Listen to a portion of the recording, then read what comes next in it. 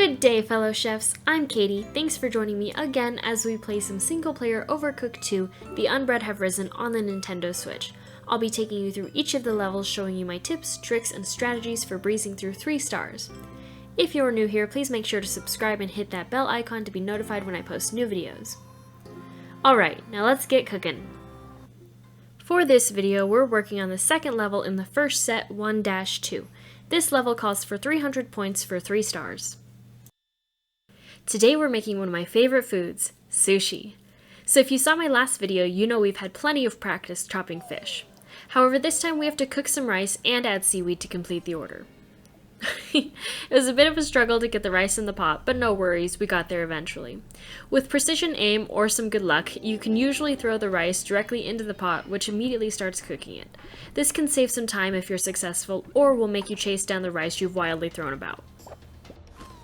Along with the addition of the new ingredients, we also have some lovely townies out for a stroll who don't seem to have a care in the world. They occasionally get in the way, but we'll do our best to boost past them, and if we can't, they'll just push us to the side like day-old bread. Luckily, we're only making sushi today, so we won't have to worry about delivering anything in a specific order as we navigate the new recipe and environment. Similar to the last level, I like to have a primary chopper since chopping isn't an active action. While our top chef focuses on cubing fish, our dynamic chef will handle cooking the rice and plating the seaweed. Both chefs take turns plating the fish, depending on which is more convenient at the time. I personally feel like the ideal order would be to plate the fish, followed by seaweed, and ending with cooked rice, so that way you can immediately take the final sushi to the delivery window. Even though I think this is the most efficient order, I'm always a little paranoid about starting a fire, so I usually end up removing the rice from the pots as quickly as possible. As we progress further into the level, the kitchen gets a little messy. Because I prepared multiple plates with rice and seaweed, I could have either continued to make rice or chop a fish. In this instance, I chose to have 2 chefs chopping so that I could quickly deliver these 2 orders. A backlog of rice isn't any use to us if we don't have any fish. From this point on, our 2 chefs take turns chopping and tending to the rice, depending on which one finishes the chops first. As long as there is a semi-consistent rotation and no shift standing around for too long, then you should be sitting pretty. If you haven't noticed already, I like to prep as many ingredients as possible.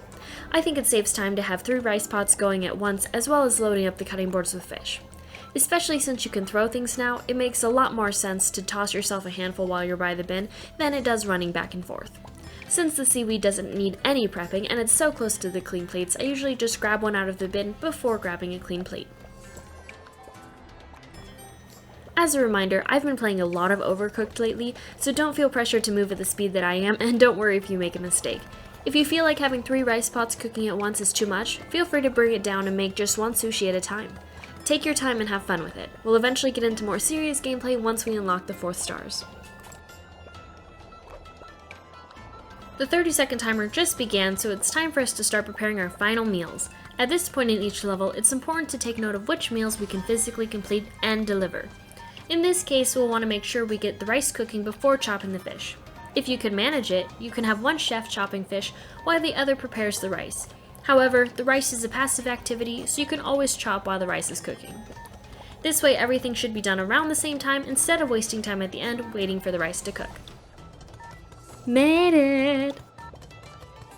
Heyo, look at that. We delivered 14 orders of delicious sushi for 840 points, made 376 in tips, and failed to fail an order for a total of 1,216 points. If you found this useful, make sure to check out the rest of the series where I tackle all of the other levels. Until next time, bye!